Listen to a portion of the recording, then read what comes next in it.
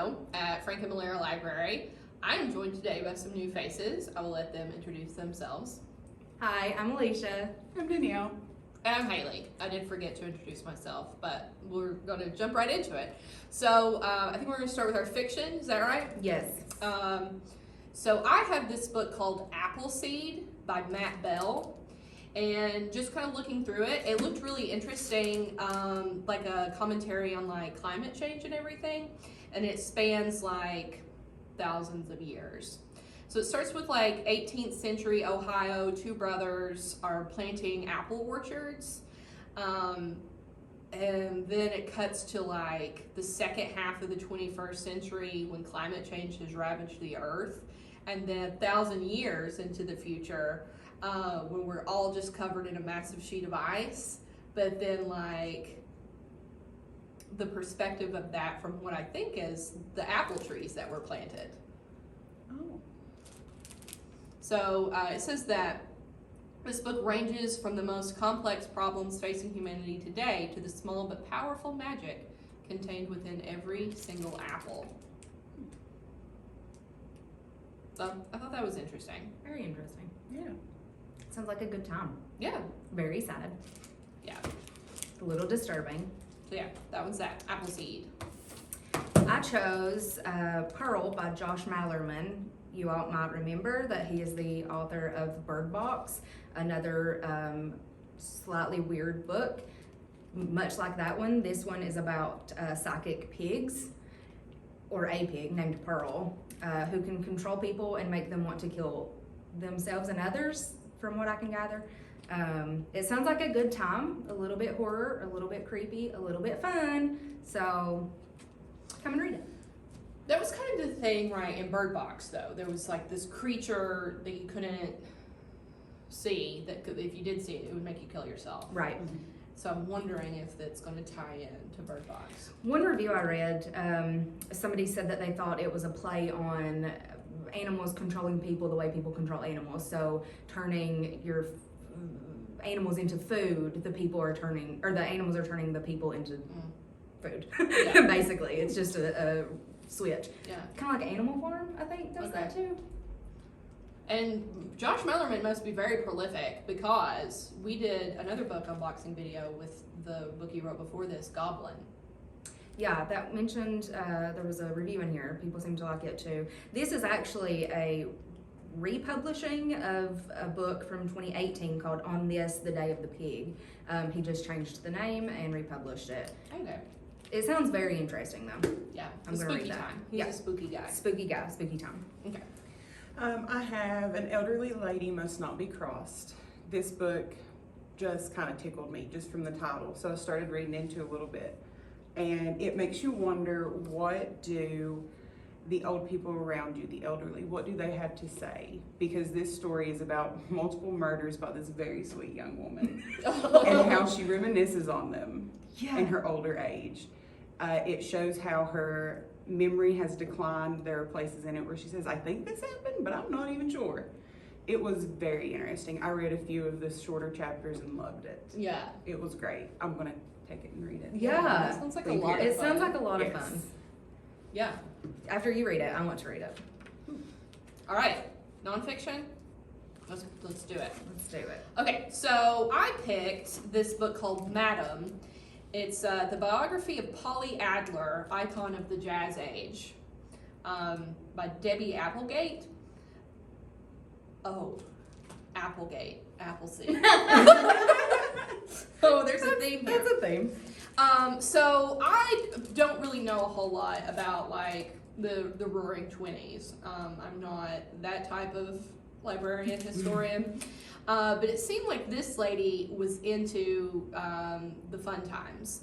So she was a 1920s madam. Her name was Polly Adler, and she owned a lot of Manhattan brothels, an oasis, several, plural oases, of illicit sex where men paid top dollar for the company of her girls. They were also swinging salons.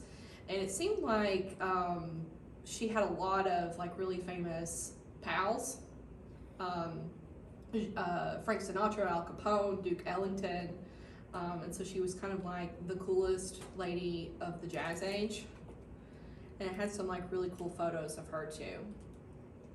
Oh, but she started out, this is the part that I thought was interesting.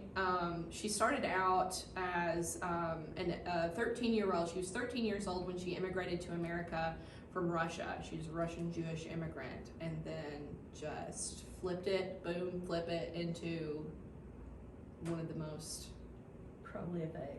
notorious madams. But I found one of the pictures of her, and she just looks like the sweetest. She could have been sweet with an iron fist, you know? Yeah. Oh, she does look so sweet. Yeah. She does. Yeah. So I'll turn it around to the camera. It's just sweet little, we're the flapper girls. Yeah. She looks like she could have an iron fist. Yeah. And it also Gotta says, keep those girls in line. yeah, And then boys. And the boys.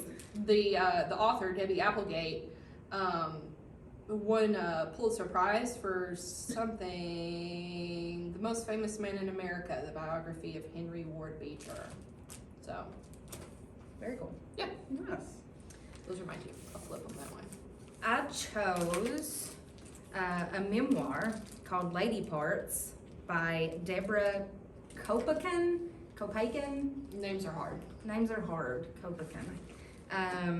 Apparently, it is side-splittingly funny and a freak horror show, which is exactly up my alley. So this book kind of delves into the writer's experience with being a woman, how politics kind of take control of women sometimes, ageism, sexism, sexual harassment, both in and out of the workplace, the death of her father.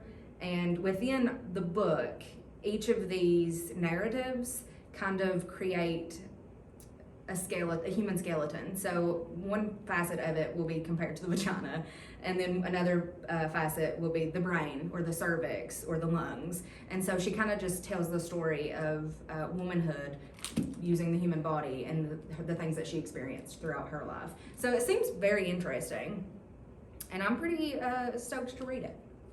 Nice. Mine is 100 Things We've Lost to the Internet by Pamela Paul. This just spoke to me because I still live in my childhood partially. What really called to me was one of the titles. There's 100 separate chapters, and one of them is passing notes. I miss passing notes Yeah, so much yeah. in school. Folding them. Yeah, Oh, yeah. little things, little football Yes, and things. like that's something that's not done now, Yeah. and it made me so happy. This was just a little trip through the past.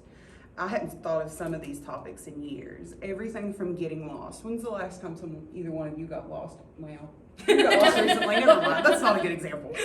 I've not been lost in a few years thanks to GPS. Yeah. I mean, it's just not a thing that happens, but I remember getting lost in high school and just having these adventures out of it, and that's not something that happens so much now. It also touches on topics like ignoring people. It's so hard to ignore someone when you have to block them on 50 different platforms Yeah. to ignore them. I love this book. There are more chapters I haven't read, but I plan to read it. It's an amazing little throwback. Yeah. Also, all the platforms are on your phone, so you're Yeah. constantly carrying them around with you. So Is it it's like so much illustrated harder. too?